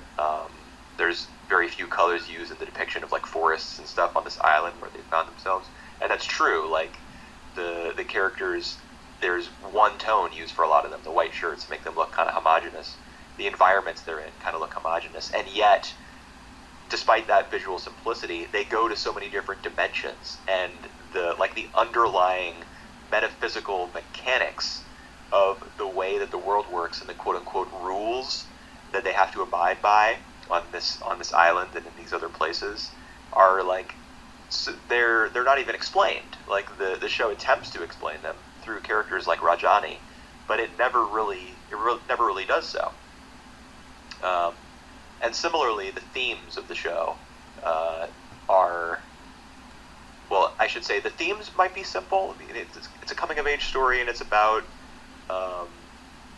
looking to the future, looking forward, and pursuing something that you want to achieve, regardless of obstacles in your way or like personal demons that you're facing. So the themes are simple, but the philosophy of the show is a lot more complicated. Yeah. Like there's a lot of nihilistic dialogue, a lot of talk about how any control that you think that you have over your life is an illusion, or that there is a lack of objective meaning in the universe, and we're all just kind of floating around on a rock in space. Yep. That sort of thing. It's delivered a bit more naturally, a bit more personally, but that seems to be the show's philosophy. And yet, Nagara does overcome that, and he does go to space, and he does travel at the speed of light, and he does make it back to a different version of his original reality, where Nozomi is alive. And that's a huge accomplishment. It's not the same world. It could never be. But he made it back. And I was really, the last couple episodes, 11 and 12, really bumped up this show in my eyes. I think they're both incredible pieces of work.